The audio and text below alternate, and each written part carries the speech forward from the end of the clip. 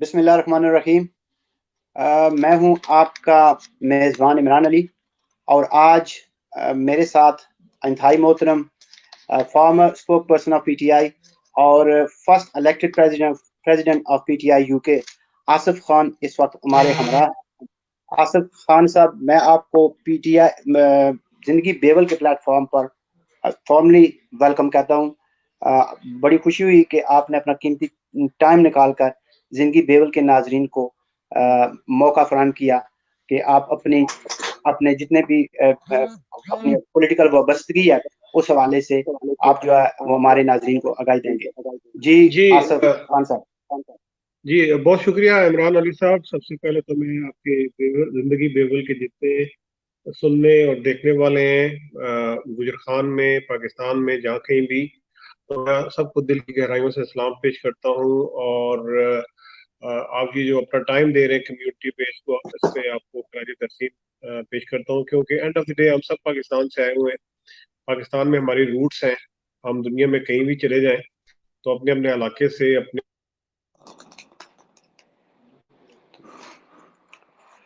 अपने गांव से, अपने कस्बे से हम जो है अपना थोड़ा देखिए, आवाज का थोड़ा सा इशू है।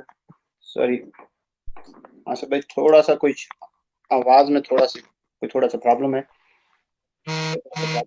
मेरी आवाज नहीं आ रही, आपकी आवाज? अब ठीक है, अब ठीक है। थोड़ी देर के लिए जो है ना आपकी आवाज सही नहीं आ रही थी। जी अब ठीक है। आप बात कर रहे थे हाँ जी, मैं यही कह रहा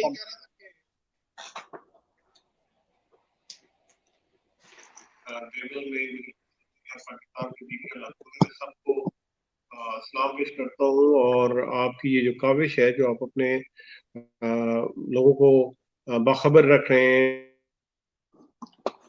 ऐसा हो गया तो मैं ये कह रहा था कि ये हमारी अच्छी बात है एक पाकिस्तानियों की, कि हम जो है अपने इलाके से, अपने मुल्क से उसको मेंटेन रखते हैं। तो ये एक बड़ी खुशहाल बात है, तो उसके लिए आप और आपके साथियों को मुबारकबाद के मुस्तहिक हैं। जी बहुत शुक्रिया। बस ये नई टेक्नोलॉजी का दौर है, कोशिश कर रहे हैं कि इस नई टेक्नोलॉजी से भरपूर फ़ायदा उठाया जाए। तो आसिफ खान भाई, हमें जो आपकी जो पॉलिटिकल पीटीआई से वाबस्तगी है, ये इसकी इब्तिदा कब हुई और कैसे हुई? देखिए इमरान भाई, मैं तो शुरू से ही, I come from a political family. और हम बलदियाती सियासत में, सूबाई सियासत में और कौमी सतह की सियासत में तो बड़े अरसे से हैं। 1977 में मेरे कजन ब्रदर इलेक्ट हुए थे मेरे हल्के से, कौमी असम्बली के मेंबर, वो पाकिस्तान पीपल्स पार्टी के टिकट पे। और उसके बाद जो है वो सेनेटर भी बने। उसके अलावा मेरे वाले साहब खुद जो है बलदियाती सियासत में बड़ा एक्टिव किरदार अदा किया उन्होंने, अयूब खान के दौर में। और उसके बाद भी अभी भी मेरे कजन ब्रदर चेयरमैन रहे हैं पिछले पिछले साल। मैं जो है, मैंने अपनी जो सियासत का ज़ाहिर है आगाज पीपल्स पार्टी से किया था, पीएसएफ के प्लेटफॉर्म से, जब मेरा ऑलरेडी में स्टडी कर रहा था। और अच्छा जी। उसके बाद जब मैं यहाँ आया तो मैंने यहाँ पे भी उसको जारी रखा। लेकिन उसके बाद मिड 90s की बात है, जहाँ पे, क्योंकि यहाँ पे सियासत में मेरिट नहीं था, तो जो वर्कर काम करते हैं उनको वो जो जगह डिजर्व करते हैं वो नहीं मिली, तो मैंने छोड़ दी थी पाकिस्तानी पॉलिटिक्स बिल्कुल मुकम्मल तौर पे। बिल्कुल मैंने कहा तौबा है मेरी, मैं दोबारा कभी पाकिस्तानी सियासत में नहीं आऊँ। और उसके बाद जो है मेरी मेरी अटैचमेंट हो गई मीडिया के साथ।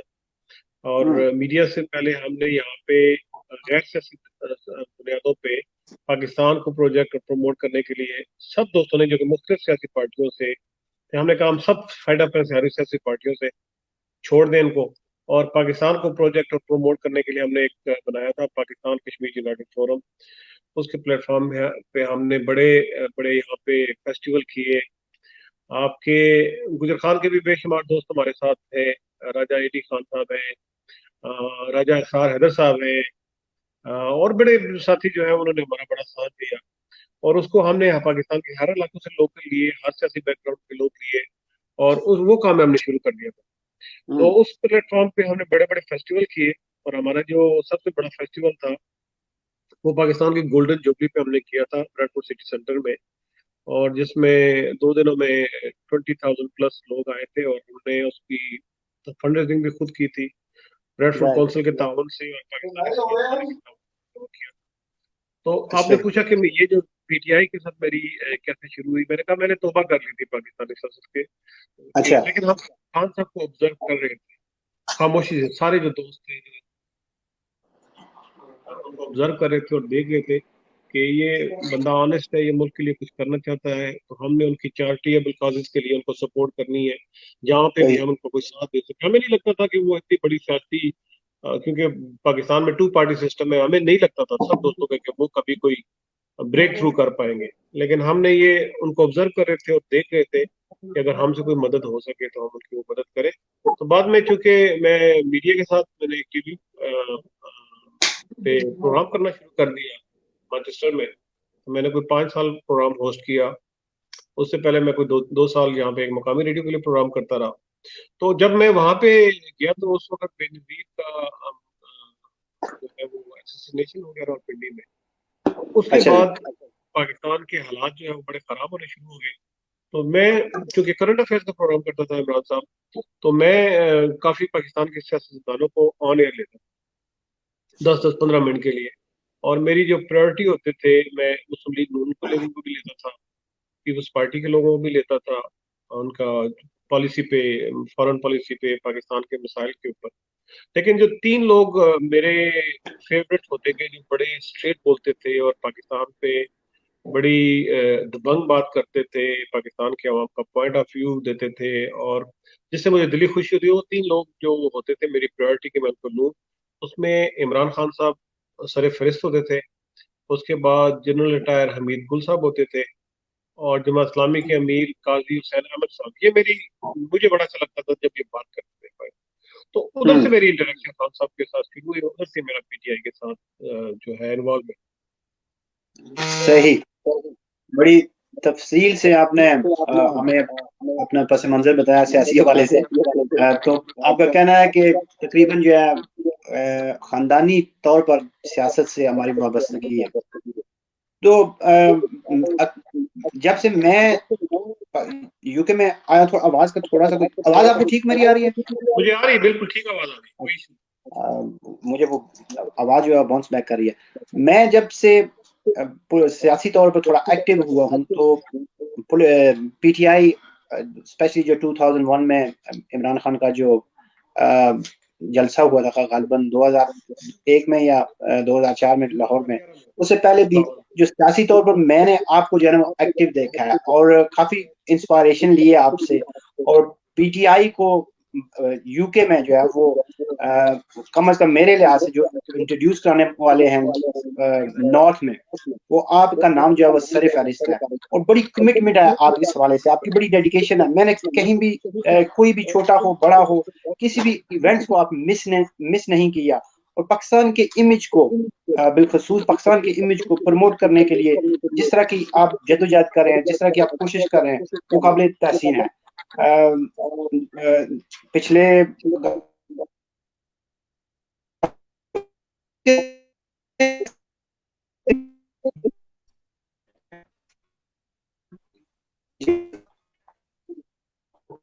जी, देखिए मैं आपका सवाल समझ गया हूँ इमरान इमरान अली साहब। बात ये है कि देखिए, इंसान के अंदर, किसी इंसान को आपने जांचना हो तो उसकी 2-3 खूबियां होती हैं बड़ी जरूरी। क्या वो अपने वतन के साथ, अपनी धरती के साथ वफादार है? क्या वो अपने खानदान, फैमिली के साथ वफादार है?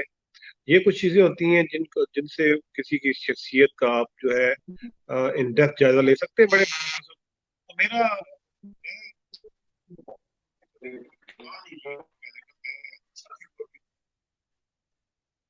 उसके बाद सर्कमस्टेंसेस ऐसे हो गए कि मुझे यहाँ पे रुकना पड़ गया। आप जाहिर है, मेरे बच्चे हैं, मेरी फैमिली है इधर। लेकिन मेरी 99.9% फैमिली अभी भी पाकिस्तान में है, और सियासी तौर पर बहुत एक्टिव है, और अपने मुल्क को, प्रोजेक्ट को प्रमोट जिस जगह भी मुझे मौका मिला, चाहे मैं मीडिया में रहा, चाहे मैं लोकल अथॉरिटी में मैंने जॉब जो दरसा की, चाहे मैं सियासी हवाले से, तो मैंने हमेशा कोशिश की है कि अपने मुल्क को जो है वो प्रमोट किया जा सके, उसको प्रोजेक्ट किया जा सके। मेरे अंदर जो भी अल्लाह ने टैलेंट दिया है या जो सलाहियत जो एबिलिटी दी है उसको मैं इस्तेमाल करूं। तो ये बात सही है कि मैं कभी कभी सोचता हूँ कि मैंने जब खान साहब का साथ देने का फैसला किया, उसके बाद मैंने पीछे मुड़ के नहीं देखा, ना मैंने टाइम का ख्याल रखा, ना मैंने अ, किसी चीज की मैंने परवाह नहीं की, पीछे मुड़ के नहीं देखा। तो मकसद ये हम्म, था, ये मकसद नहीं था। कुछ लोग मेरे साथ जोकिंगली कहते हैं कि आपको क्या मिला। मैंने कहा कि हमने तो कभी डिजायर ही नहीं की, हमारी ख्वाहिश तो ये थी, क्योंकि जब से हमने आंख खोली है, जब से हमने देखा एक हम सुर्खी पढ़ते आए हैं पाकिस्तान में, और पाकिस्तान में बुरहान से गुजर रहा है, पाकिस्तान तारीख के मुश्किल तरीन दौर से गुजर रहा है, खुदा ना खास्ता क्या होगा।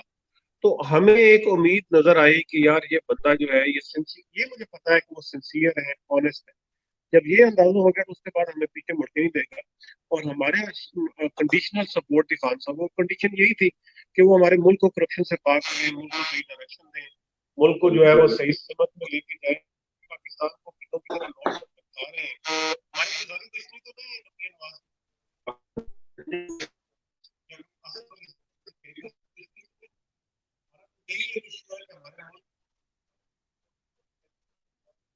पूरी दुनिया के अंदर। आप मैं भी घूमा हूँ, हम देखते हैं कि हमारे मुल्क के ऐसे ऐसे मुल्क जिनके अंदर कोई पोटेंशियल नहीं है, ना उनके पास ज़राअत है, ना उनके पास टैलेंट है, ना उनके पास जियोग्राफी है पाकिस्तान की तरह की, लेकिन फिर भी वो तरक्की कर रहे हैं। और हमारे मुल्क के अंदर इतनी एबिलिटी है, इतना टैलेंट है, इतने खरे और सच्चे लोग हैं, तो क्यों नहीं हमारा मुल्क तरक्की कर रहा। तो इसलिए हमने सोच समझ के, मैंने, मेरे साथियों ने सोच समझ के ये फैसला किया कि हम जो है इमरान खान साहब का साथ देंगे, और वो कमिटमेंट जो हमने उनसे की है वो जारी और सारी है। और वो जो लोग हमें कहते हैं कि उनसे लालच नहीं, कभी उनसे कोई ज़ायदा नहीं उठाया। शुक्र अल्हम्दुलिल्लाह, खान साहब ने जो हमें टास्क दिया, जो चैलेंज दिया, वो हमने पूरा किया, चाहे वो चैरिटेबल काजेस के हिसाब से हो, पॉलिटिकल कैंपेन हो, करप्ट माफिया को बेनकाब करना हो, मीडिया पे डिबेट करना हो, मीडिया पे जितनी भी पाकिस्तान को आपने देखा है, उन्होंने हमें टास्क दिया। उन्होंने हमें एक टास्क दिया था एंटी ड्रोन जो इशू है ड्रोन अटैक का, उसको हाईलाइट करना। और खान साहब ने मुझे खुद टेलीफोन करके उस पर मुझे इंस्ट्रक्शन दी, और हमने डिलीवर किया उनके हम्म, लिए। अमेरिकन एम्बेसी के सामने 2 दफा जो है हमने यहाँ से कोचेस लेके गए और उनको जो है वहां पे किया। बिल- ब्रैडफोर्ड सिटी सेंटर में हमने बहुत बड़ा किया। ये मैं आपको एक मिसाल दे रहा हूँ। तो खान साहब के लिए हमने डिलीवर किया। अब वो इक्तदार में है और वो पाकिस्तान को सही डायरेक्शन में लाने की कोशिश कर रहे हैं। बहुत बड़ा चैलेंज है। तो हमें खुशी हो रही है कि हमने जिस स्ट्रगल के लिए अपनी लाइफ टाइम में अपने मुल्क के लिए कुछ करके दिखाया है। तो ये मेरा वो था। सही। आसफ अली साहब इस वक्त हमारे साथ जो मौजूद हैं, हमें देख रहे हैं, उनमें साजिद भट्ट साहब हैकमन वाइक से, यासीन भट्टी साहब अस्सलाम वालेकुम। ब्रैडफोर्ड से, आसम इब्रार साहब ऑल वे फ्रॉम पाकिस्तान, और सुमेश अस्सलाम वालेकुम। सुमेश जुबैरी साहब, ये लंदन से हमें जो है इस वक्त लाइव जो है वो हमारे साथ हैं। मैं बड़ा अस्सलाम अ, पेश करता हूँ। और अभी थोड़ी देर पहले डेनमार्क से नवाज गुजर खान, नवाज मिर्जा गुजर खान के, अभी थोड़ी देर पहले उन्होंने मुझे कॉल की थी, और मुझे वो रेफरेंस दे रहे थे कि यार कोई इशू था मुझसे पाकिस्तानियों का। तो वो मुझे बता रहे थे कि मैं फलां फलां हो जाता। मैंने कहा यार गुजर खान वाले मैं सबको जानता हूँ, ब्रेडफोर्ड में कोई बंदा नहीं है जिसको मैं जानता अच्छा आसिफ साहब, नहीं। और इन और खरे लोग हैं, और मुझे बड़े अरसे से मेरी बड़ी पुरानी दोस्तियां हैं। और खास तौर पर राजा एहसान हैदर साहब हो गए, राजा भट्ट साहब हो गए, इन्होंने हमेशा मेरा बड़ा साथ दिया मेरे अच्छा इस टास्क आज एक में। आसिफ खान, आपको आपको लाइव लेने का एक और भी आज जो है वो मेन जो ऑब्जेक्ट था, वो ये भी था कि पिछले दिनों आप इस मामले पर खूब बोले भी।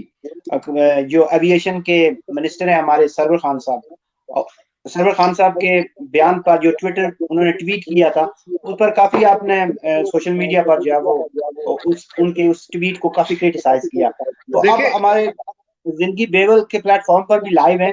उन पहले तो वो जो उन्होंने ट्वीट किया उन्होंने ये कहा कि ओवरसीज जितने भी पाकिस्तानी हैं, अगर वो PIA के टिकट अफोर्ड नहीं कर सकते तो उन्हें पाकिस्तान आना ही नहीं चाहिए। ये जो इस किस्म की ट्वीट है इंतहाई इंसल्टिंग है। इमरान खान ने हमेशा ओवरसीज पाकिस्तानी को अपना असासा समझा है, और जितने भी ओवरसीज पाकिस्तानी हैं उन्होंने हमेशा पाकिस्तान के लिए बढ़ चढ़ कर जो है वो अपनी कंट्रीब्यूशन पेश की है। तो देखें, इस ट्वीट को, इसका कोई रद्द अमल आया आपकी?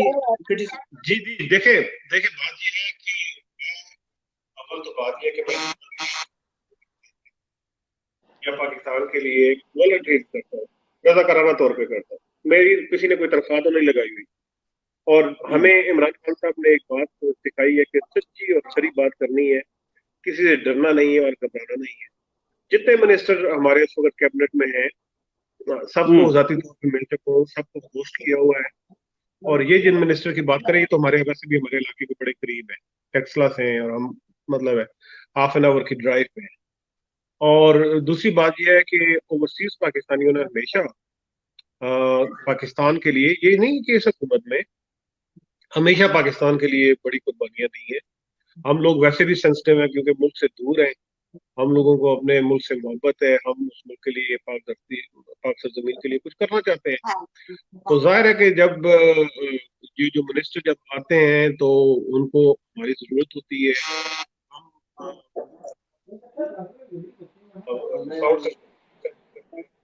वेन्यू हम बुक कराते हैं, हजारों पाउंड हम खर्च करते हैं, और वो आगे तकरीर फरमा के चले जाते हैं। तो ये सारा ओवरसीज पाकिस्तानी है। इन मिनिस्टर्स से सब बहुत ज्यादा जदोजहद में हम लोगों ने किरदार अदा किया, बगैर किसी लालच के। हमें कोई मिनिस्ट्री तो नहीं चाहिए, और हमने सिर्फ पाकिस्तान की मोहब्बत में किया। तो जाहिर है कि हम किसी से डरते नहीं है। डरना किस बात का, क्या मेरी कोई तनख्वाह होते हैं? वो तो बात है नहीं। करप्शन हमने कभी किसी एक पैनी की नहीं। तो जो बंदा करप्शन नहीं करता, जिसको किसी से कोई लालच नहीं है, तो वो किसी से क्यों डरेगा? और बात भी जब नाजायज की जाए तो मुझे जब भी कोई बात पहुंचाई जाती है तो मैं सब मिनिस्टर्स को वो बात पहुंचाता हूँ। ह्यूमन राइट्स का इशू होता है तो मैं डॉक्टर शीरी मुजारी को पहुंचाता हूँ बात। ओवरसीज पाकिस्तानियों की कोई इशू होता है तो मैं जुल्फ बुखारी साहब को फौरन अपडेट करता हूँ, कोई भी गलत बात होती है। इसी तरह स्पोक्समैन जो है, उनके हवाले से कोई बात होती है, मीडिया के हवाले से कोई बात होती है, तो मैं जो कंसर्न मिनिस्टर है उनको मैं वो बात पहुंचाती हूँ, क्योंकि ये हमारा काम है। हम लोगों ने जदोजहद की हुई है। चाहते हैं कि पाकिस्तान की आवाम की जो तवक्कुआत हैं इमरान खान से, वो उन पे पूरे उतरे। अब इमरान खान अकेले तो जो है वो सारी चीजों को डील नहीं कर सकते। तो जो मिनिस्टर जो है वो सही परफॉर्म नहीं कर रहा या वो कोई लूज बॉल खेलता है, तो हमारा काम बनता है कि हम उनको फौरन जो है करेक्ट करें। तो बिल्कुल इस बात को मैंने इसको जाती तौर पे समझा कि ये ओवरसीज पाकिस्तानी पहले ही बड़े दुखी हैं। उनको जाहिर है कि अभी तक PTI की हुकूमत को आए हुए, मैं नहीं कहता कि हर चीज ठीक हो रही है, कई चीजें जिनको हमें दुरुस्त करने की जरूरत है। अभी 2 साल होने को है, ओवरसीज पाकिस्तानियों को रिलीफ पैकेज आना चाहिए, और मुझे बताया गया था कि वो रिलीफ पैकेज जनवरी में आएगा। तो अभी जाहिर है कोरोना की वजह से प्रायोरिटीज बदल गई हैं, और कई चीजें जो गवर्नमेंट करना चाह रही थी वो अब बैक बर्नर पे चली गई है। तो पहले ही जो है ओवरसीज पाकिस्तानी दुखी हैं बेचारे, उनके पाकिस्तान नहीं जा सकते, कोई काम फंसा हुआ है। तो इन जो मिनिस्टर्स हैं, ये हमारे टैक्स पेयर्स के ऊपर जो है, ये इनको तनख्वाह मिलती है, परफॉर्म करते हैं, और ये हमारे वोटों पे बन के आए।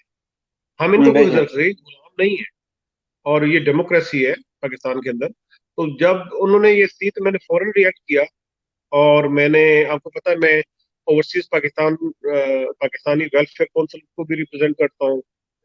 मैं PTI में भी एक्टिव हूँ। ओवरसीज पाकिस्तानी जो कमीशन है, मैं उसमें भी अपना रोल अदा करता हूँ। मेरे लिए तो जरूरी था बोलना, और मैंने फौरन जो है उनसे, और दूसरों ने भी किया, राब्ता मैंने भी किया, और उनको परसुएड किया कि वो अपनी उसको स्टेटमेंट को रिट्रैक्ट करें। खान साहब ने भी फौरन ट्वीट कर दिया।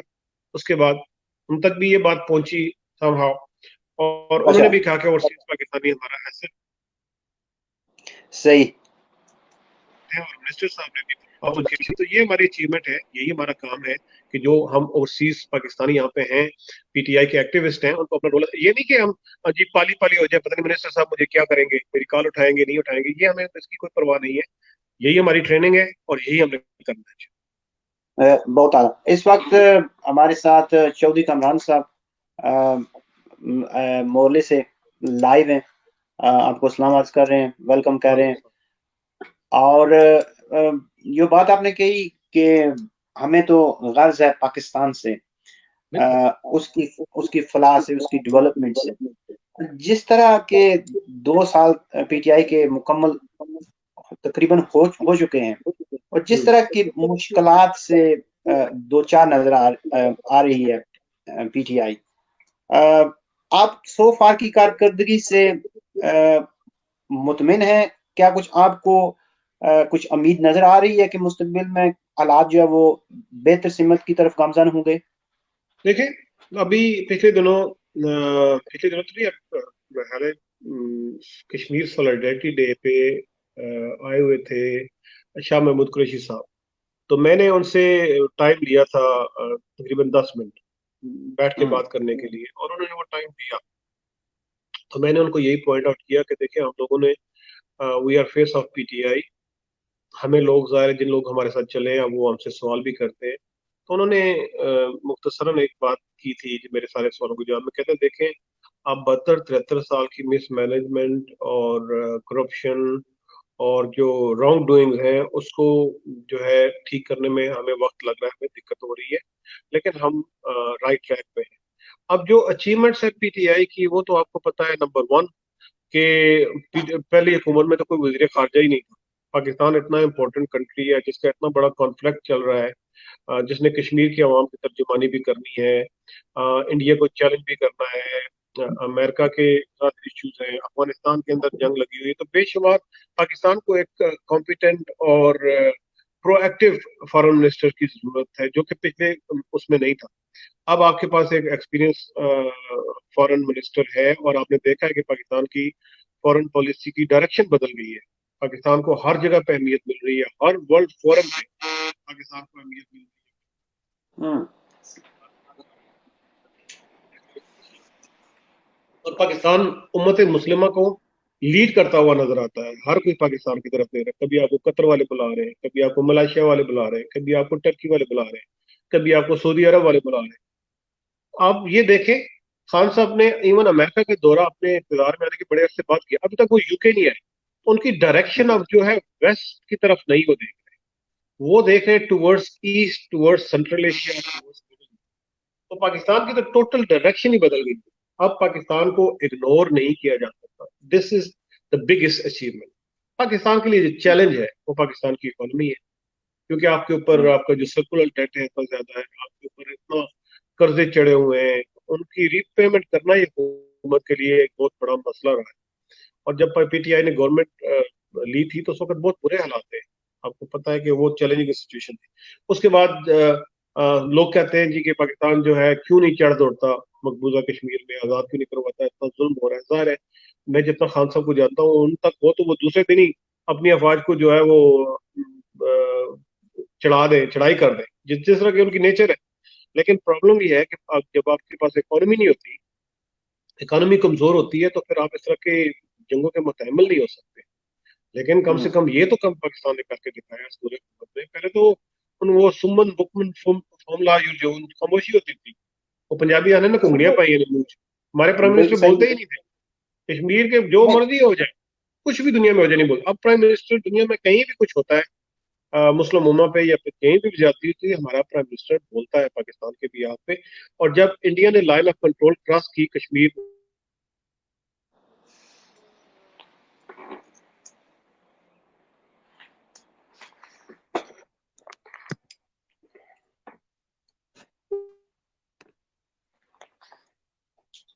मैं हर दिस प्रॉब्लम थोड़ी सी आसिफ खान साहब के फोन। गया। तो कोरोना वायरस के इशू के साथ भी आपको पता है कि दुनिया की बड़ी बड़ी इकोनॉमीज जो है, बड़ी बड़ी सुपर पावर्स कोलैप्स हो गई, बिल्कुल हाथ खड़े कर दिए। अमेरिका ने, इटली ने, आपको यूके का हालात देख ले, हालांकि इन्होंने इतने इतने बड़े पैकेजेस दिए। पाकिस्तान ने अपनी तारीख का सबसे बड़ा पैकेज दिया है, $8 बिलियन अपने आवाम को रिलीफ करने सही। के लिए। आपकी लोड शेडिंग नहीं हो रही, बिल्कुल। उसके अलावा ओवरसीज पाकिस्तानियों को निकालने के लिए काफी भागदौड़ हो रही है। एम्प्लॉयमेंट अपॉर्चुनिटीज क्रिएट की गई, एहसास प्रोग्राम शुरू किए गए हैं, कामयाब हम्म, नौजवान प्रोग्राम शुरू किया गया है। आपके जो इमाम है उनकी तनख्वाहें लगाई गई है ताकि वो बेचारे कुत्तों की तरफ ना देखते रहे कि उनको कोई कुछ मिलेगा कहीं से तो आपको करेंगे। आपके जो जितने स्कूल तबाह हुए थे वॉर ऑन टेरर वो सारे रीबिल्ड किए गए हैं पीपीके के अंदर। आपका जो वो फाटा का जो एरिया था ट्राइबल एरिया उसको जो मेन स्ट्रीम में लाया गया है। तो ये सारी हम्म, चीजें आपको पाकिस्तान ले रहा है वो त्यारा बरदार बहरी जहाज ले रहा है पाकिस्तान। आपका जो एयरफोर्स है उसको स्ट्रेंथन किया जा रहा है और सिविल एडमिनिस्ट्रेशन और आपकी जो मिलिट्री है उनके अंदर रिलेशन आइडियल रिलेशन है। पाकिस्तान का हम्म, सॉफ्ट इमेज बनाने के लिए करतारपुर कॉरिडोर बनाया गया है। उसके अलावा माइनॉरिटीज को जो है वो काफी एम्पावर किया जा रहा है। उनके जो हैं उनकी जो प्लेसेस ऑफ वर्शिप है इनको रिफर्बिश किया जा रहा है। उनको मतलब है वो रिस्पेक्ट दी जा रही है जिस रिस्पेक्ट का बस कायद आज़म मोहम्मद जिन्ना ने वादा किया था। बेशक बहुत सारे मुस्बत जो है ना इकदाम पीटीआई की तरफ से हो रहे हैं, लेकिन इसके साथ साथ जो सबसे बड़े नाकदीन है मुतफिका तौर पर कि पीटीआई जो है वह इनएक्सपीरियंस है। अभी तक भी मामलात की उन्हें इतनी समझ नहीं जितनी कि होनी चाहिए थी, जिस तरह की दावेदारी की जा रही थी। जिस तरह के आपकी करेंसी है वो मुसलसल जो है उसमें डिप्रिसिएशन हो रही है, और जो कर्जों का मामला है वो भी तेजी से ऊपर चल रहा है। जो फॉरेन मिनिस्टर्स की आपने बात की, इसमें कोई शक नहीं है कि वो इससे पहले पीपीक्स के फॉरेन मिनिस्टर थे, वेरी एक्सपीरियंस पर्सन। लेकिन दीगर जो मिनिस्ट्रीज हैं वो स्ट्रगलिंग कर रही हैं, स्पेशली जो फाइनेंस मिनिस्ट्रीज है। हफीज हफीज पाशा साहब, वो पहले वो दूसरे थे डार साहब। तो ये स्टिल जो है वो नाकदीन जो है स्पेशली पीएमएलएन और पीपीज जो है और दीगर भी जो न्यूट्रल हैं वो भी सो फार जो पीटीआई की कारकर्दगी है, परफॉर्मेंस है, उससे वो मुतमिन नहीं है।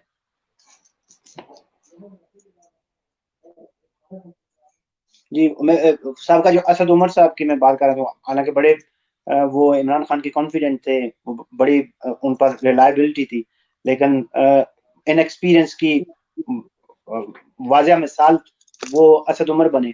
उनको तो इमरान खान ने जो है वो अपने एक जलसे में भी कहा कि अगर कोई बंदा कॉम्पिटेंट नहीं है तो हम उसको कैबिनेट का हिस्सा नहीं बनाएंगे।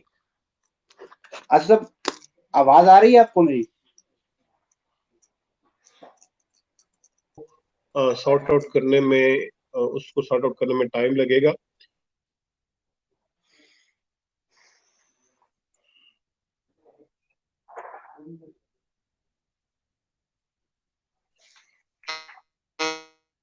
अच्छा, मेरे ख्याल में कोई आपकी तरफ कोई थोड़ा सा कनेक्शन का इशू है आसिफ भाई। आ गया ऊपर से ये आपको पता टिड्डी दल का जो इशू आ गया पाकिस्तान के जितनी फसलें हैं उनको नुकसान पर। तो ये अनएक्सपेक्टेड एक दो इशू भी आ गए हैं ऑलरेडी। पाकिस्तान के फाइनेंशियल सिचुएशन को इतनी आइडियल नहीं थी लेकिन इसके ऊपर ये एक दो इशू भी आ गए हैं। तो इस वजह से जो है वो कुछ उनको एड्रेस करने में टाइम लग रहा है। और दूसरा मेरे ख्याल में एक जो सबसे बड़ा इशू मैं आपको बताता हूँ क्या है इस गवर्नमेंट का। हम्म, क्योंकि खान साहब को 2/3 मेजोरिटी तो मिली कोई नहीं, इनको हम्म, कंप्रोमाइज करने पड़े छोटी सियासी पार्टियों के साथ। जिस टीम को वो ला के लाना चाहते हैं वो 100% नहीं ला सके। पीटीआई के जो नजरियाती लोग हैं कैबिनेट में शायद 30% है या 35% है। बाकी तो अलॉयज हैं। तो वो खान साहब की विजन के साथ तो वो 100% जो है उनको तो मिनिस्ट्री से मतलब है कि जी हम्म। एमकेएम की मिनिस्ट्री हो, मुस्लिम लीग का की मिनिस्ट्री हो, फलाए की मिनिस्ट्री हो। तो वो खान साहब जिस तरीके से पॉलिसी को लेके जाना चाह रहे हैं उनको 100% उसमें फ्रीडम नहीं है। दुआ करें कि अल्लाह करे कि वो ये टेन्योर पूरा करें और जितने भी उनके टारगेट्स हैं जिनको वो उनका जो मंशूर है उसके मुताबिक अचीव कर लें ताकि अगली दफा वो जनरल इलेक्शन में आए और उनको 2/3 मेजोरिटी मिले और वो सारी चीजें कर सकें जो वो करना चाहते हैं। सही। अच्छा, ये जो पिछले दिनों ये पीटीआई पीआईए का हादसा हुआ है, मेरे ख्याल में जो सरवर खान बात भी कर रहे हैं वो किसी हद तक वो, क्योंकि ज्यादा तनकीद जो है ओवरसीज पाकिस्तानियों की तरफ से हुई है कि ये जो पीआईए इस तरह के हादसा रोजमर्रा के मामले होते हैं। तकरीबन 2013 में जुनैद जमशेद को का हादसा हुआ और ये जो मिनिस्टर हैं वो इस तरह की ट्वीट करके जो है वो असल इशू से जो है वो डिवर्ट करना चाहते हैं अटेंशन। तो पीआईए इमरान खान की जो मैनिफेस्टो में पीआईए की रिहेबिलिटेशन और प्रॉफिट जो है वो इंस्टीट्यूशन बनाना है, वो अभी तक उसमें कोई बेहतरी नहीं आई। वो मामला उसी तरह का पड़ा हुआ है। उसमें जिस तरह की बीमारियां पिछले दौर में थी तकरीबन उसी तरह उसी राह पर वो गामजान है। कोई उसमें कोई मासिव जो है वो तब्दीलियां नहीं आई। जी जी देखिए इमरान भाई, बात यह है कि जब किसी गवर्नमेंट को आप इलेक्ट करते हैं तो उनको जो मैंडेट मिलता है वो 5 साल का मिलता है।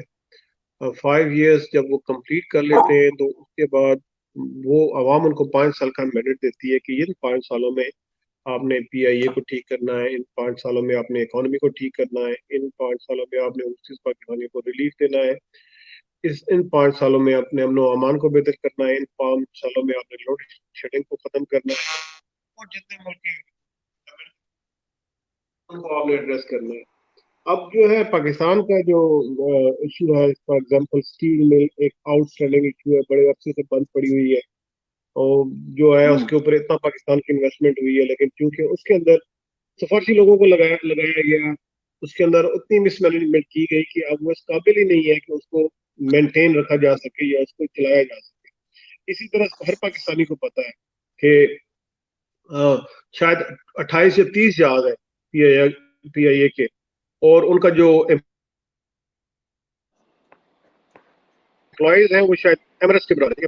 तो फर्शी लोग भर्ती किए गए। दोनों ने मुस्लिम लीग नून ने और पीपल्स पार्टी ने अंदर अपने ग्रुप बनाए हुए हैं पीआईए के अंदर, एम्प्लॉयज यूनियन बनाई हुई है, एक अजीब तमाशा बना हुआ है और जहाज इतने हैं नहीं, तो इनको भी जो है एड्रेस करना पड़ेगा।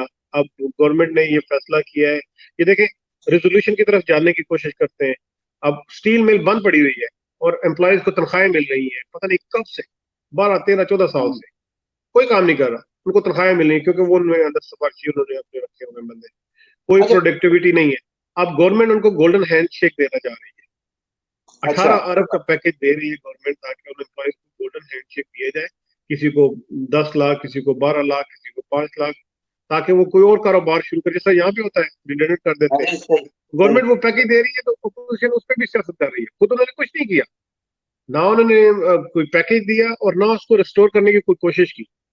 इसी तरह पीआईए का जो है, जिस तरह के हालात जा रहे हैं, मेरा तो ख्याल, मेरी तो अपनी एडवाइस है कि इसको जो है कुछ अर्से के लिए ग्राउंड कर दें, 4 5 6 महीने के लिए इसको रिस्ट्रक्चर करें और दोबारा इसको लेके आए सही ऑर्गेनाइज तरीके से। प्राइवेटेशन, आप प्राइवेटेशन के हक में नहीं है क्योंकि नवाज शरीफ साहब ने जब कोशिश की थी तो इमरान खान ने उसको तनकीद की कि ये हमारा एसेट है पीआईए, इसको किसी सूरत में भी हम प्राइवेटाइज नहीं करेंगे। क्या आप ख्याल नहीं करते मेरा ख्याल है पीआईए बेस्ट सोल्यूशन है कि इसको प्राइवेटाइज किया जाए?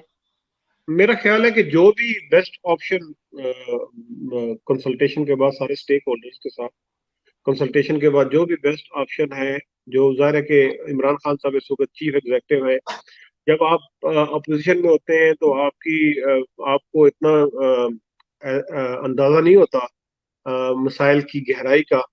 जब आप गवर्नमेंट में आते हैं, आप जब बैठते हैं तो आपके पास सारी रिपोर्ट्स होती हैं, उससे आपको सही अंदाजा होता है कि असल issue और तो इसको भी जो है इंशाल्लाह रिजॉल्व किया जाएगा। इस वक्त तो पाकिस्तान के पास और भी बड़ी इश्यूज है। मैं समझता हूँ कि पीआईए का एक इतनी सक्सेसफुल एयरलाइन का नाम इतना खराब हो गया है और जिस तरीके से इसको अब्यूज किया गया, आपको पता है पिछले दौर में प्राइम मिनिस्टर जो है वो प्यारे को शेड्यूल फ्लाइट से निकाल के अमेरिका ले जाते थे, वो 5 5 6 6 दिन अमेरिका खड़े होते थे, एक वो होता था और एक रिजल्ट खड़ा होता था उनके लिए। तो बहुत ज्यादा व्यूज हुआ है, उस व्यूज की वजह से जो है वो इसका ढांचा सारा जो है वो बर्बाद हो चुका है, करप्शन जो है वो हर डिपार्टमेंट में आ गई है।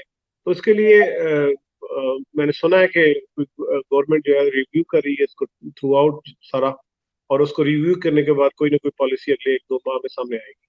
अच्छा आसफ, इस वक्त जो नायब का फिर एक्टिव हो गई है वो हमारे मिनिस्टर रेलवे मिनिस्टर रशीद साहब, शेख रशीद साहब कह रहे हैं कि टार्जन जो है वो वापस ईद के बाद आएगा। अब वो टार्जन जो है वो एक्टिव हो गया है। ये नैब का जो मामला है, इस तरह की जब मिनिस्टर को आप पहले ही इस तरह के बयान दे देते हैं, तो ये जो सारा अदारा है ये कॉम्प्रोमाइज हो जाता है, इसकी पार्शियलिटी जो है वो खत्म हो जाती है। कि वो उसके बाद वो सिलसिला शुरू है। कल से वो खबरें भी चल रही हैं गिरफ्तारी का, वो उन्होंने ड्रामा रचाया था गए उनको गिरफ्तार करने के लिए शहबाज शरीफ को। तो इस तरह के मिनिस्टर जो पहले ही से बयानबाजी दे देते हैं, तो ये अदारे पर क्वेश्चन नहीं उठ जाते उसकी न्यूट्रलिटी पर। आपको पता है इमरान, आप भी पाकिस्तान से, मैं भी हूँ, आपको पता है हमारे जो स्ट्रक्चर है सियासी, उसमें शोबदाबाजी भी है और ये बयानबाजी भी है और थोड़ी बहुत कॉमेडी भी चलती है। तो ये हमेशा से चलता है इस तरह की बयानबाजी। मैं ये समझता हूँ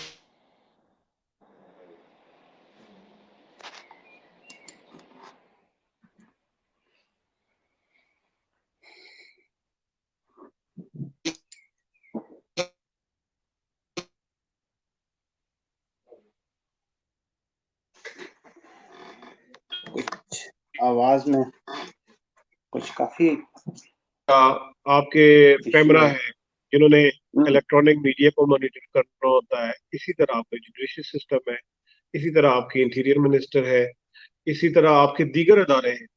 ठीक है जी। और इसी हम्म तरीके से एक अदारा बना हुआ है जो कि इमरान खान घर से उठा के नहीं लाए, जमान पार्क से या बनी गाला से। ये इदारा जो है ये तो इन लोगों के दौर में बना है, सारी की अपॉइंटमेंट जो है इन लोगों ने। अब वो इदारा जब फंक्शन करता है, वो चाहे आप हो, मैं हो, कोई जैद बकर हो, अगर उसने करप्शन की है, उसके खिलाफ कोई सबूत है, तो वो इदारे का काम है कि वो उसने इन्वेस्टिगेट करना है, उसने प्रोब करना है, और अगर कोई उसके अंदर मुलवस पाया गया तो उसको सजा देनी है। इसके ये तो बड़ा सिंपल है। ये तो लोगों को कंफ्यूज कर रहे हैं जनाब कि ये जो है इंतकाम हो रहा है, उसमें तो कोई भी हो सकता है, कोई किसी पार्टी का भी हो सकता है। आपको पता है जो अलीम खान साहब है, वो भी फेस करते रहे, जहांगीर तरीन भी फेस करते रहे, जो कि पीटीआई के लोग हैं। और खान साहब तो बड़े क्लियर हैं इन चीजों में। अगर कल जुल्फिकार बुखारी साहब पे कोई आता है तो उनको भी फेस करना पड़ेगा, कर भी चुके हैं मेरा ख्याल है। तो ये तो एक आपका मुल्क का एक इदारा है, और उस वो इदारा जो है वो किसी का उनको ख्याल नहीं करना चाहिए। लेकिन मुझे ये पता है कि नैब जो है वो जितना इफेक्टिव उसको होना चाहिए था प्रोसिक्यूट करने में, उतना इफेक्टिव है नहीं, और उसके अंदर भी जो है इम्प्रूवमेंट की जरूरत है। बेशक। वैसे एक चीज तो इमरान खान के जो नाकदीन है वो भी इसकी उनकी तारीफ कर रहे हैं कि ये जो इंक्वायरी हुई शुगर और फ्लॉर्स की, इसके हवाले से उन्होंने जो है वो उसकी रिपोर्ट सारी पब्लिक की। इससे पहले कोई ऐसी नज़ीर या कोई ऐसी मिसाल नहीं मिलती कि दीगर पार्टियों ने ऐसा किया हो। क्योंकि इमरान खान का जो रिटोरिक्स थी, जो उसकी मैनिफेस्टेशन में इलेक्शन का, वो करप्शन की, कि करप्शन को डील करना है। जिस तरह के नवाज शरीफ जो प्राइम मिनिस्टर ऑफ पाकिस्तान है, जिस तरह का उन्होंने ये सारा ड्रामा रचाया, उधर वो जो पंजाब की जो मेडिकल टीम थी, उन्होंने जो रिपोर्ट तैयार की, उनके लो हो रहे हैं, वो सब कुछ किया। अब इधर वो आराम से बैठे हुए हैं। अब फिर एक दफा फवाद चौधरी ने उसको जो है वो उस इशू को हाईलाइट किया कि जो स्पेशली जो मीडिया का जो इसमें रोल था वो इंतहाई अहम था। और यकीन जाने कि मुझे भी ऐसा महसूस हो रहा था। मैं ख्याल करता था कि इमरान खान के और पीटीआई के हक में बेहतर होगा कहीं ये बंदा जो है, अगर उसकी डेथ हो गई तो ये सारा जो है वो ब्लेम प्रेजेंट गवर्नमेंट पर चला जाएगा। तो लेकिन मतलब इस किस्म की जो उन्होंने हाइप बनाई और हाइप क्रिएटेड की, इट वाज अनबिलीवेबल। वैसे अब कुछ देख रहे हैं कि जिस तरह का वो सारा खेल रचाया गया, अब उसके बारे में कुछ इन्वेस्टिगेशन होगी। वो लोग जिन्होंने गलत किस्म की रिपोर्टें तैयार की, और आया कि इसके पीछे कोई मुमकिन है कि कहीं सीरियस लोग ना हों, कहीं मिलिट्री वगैरह, जैसे कि अक्सर पीटीआई पर उंगली उठाई जाती है कि इनकी इनकी जो है पीठ पर और इनके बैक पर जो है वो बड़ों का हाथ है। मुझे ये तो बताएं इसको आप कैसे देखते हैं? मुझे ये बताएं कि किसकी बैग में बड़ों का हाथ नहीं था? क्या मियां नवाज शरीफ जो है वो जनरल गिलानी की गोद से तशरीफ नहीं लाए। क्या मोहतरमा बेनजीर भुट्टो की जितनी 2 करोड़ बनी, क्या वो आर्मी की आशीर्वाद के बगैर बनी है?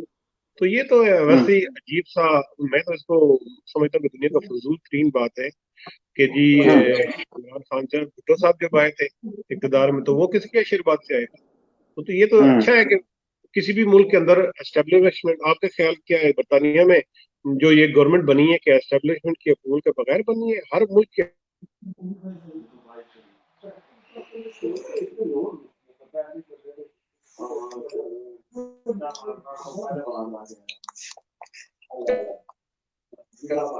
आसफ, आवाज में भी काफी इशू है, कुछ पुअर कनेक्शन है, तो मैं चाहूंगा कि प्रोग्राम को वाइंड अप करूं,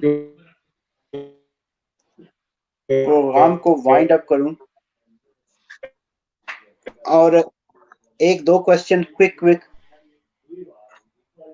अगर आपसे हमारा रब्ता हुआ। जी, मैं बात कर रहा हूँ जी। एक तो ये मुझे बताएं कि काफी आपका तवील जो है वो सियासी सफर है, इंशाल्लाह उम्मीद करता हूँ कि ये सियासी सफर इसी तरह आप चलता रहेगा। क्या आप ख्याल करते हैं कि किसी भी पार्टी का वर्कर होने की हैसियत से उसको हर हालत में डिफेंड करना ही जो है वो एक वर्कर की जिम्मेदारी होती है, या उसकी जो खामियां हैं या पॉलिसीज हैं उस पर उसकी तनकीद भी करनी चाहिए, कि नहीं कि बस वो ब्लाइंड फॉलोइंग जो होनी चाहिए या नहीं होनी चाहिए?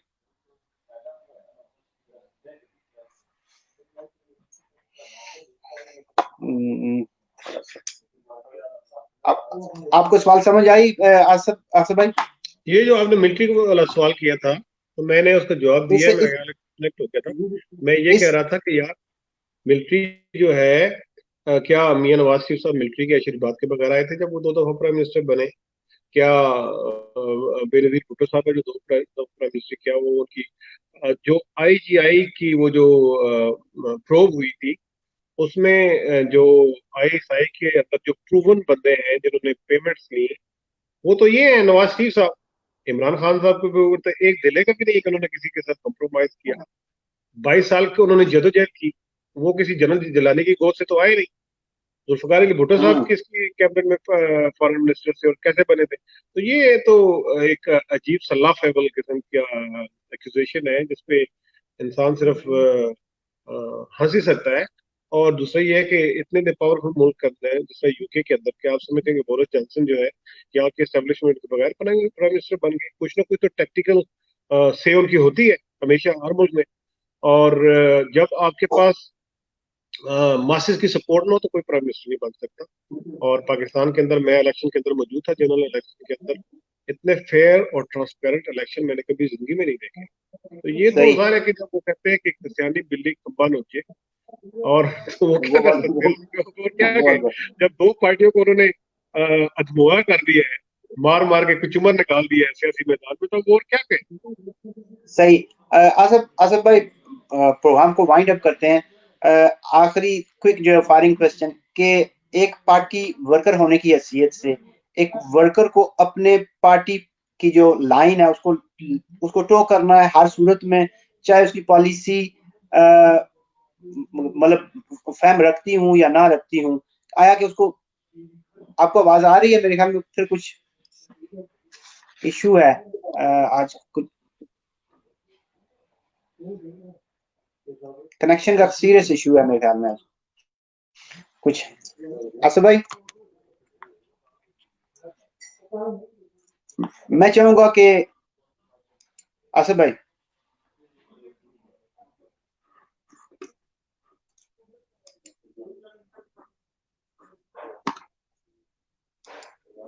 आसफ भाई,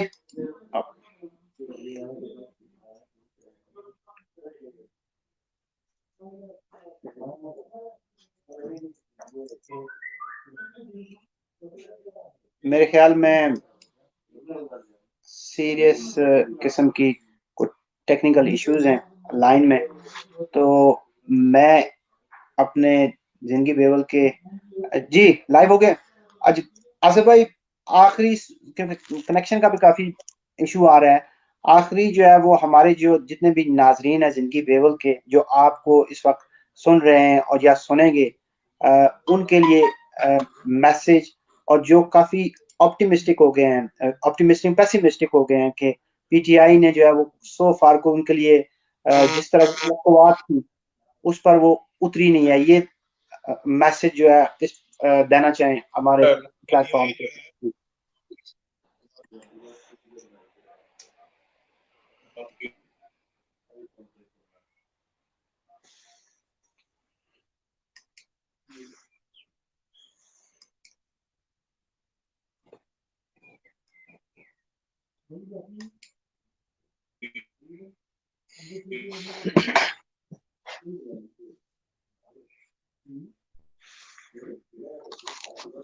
अल्लाह ताला कायम दाम रखे तो इंशाल्लाह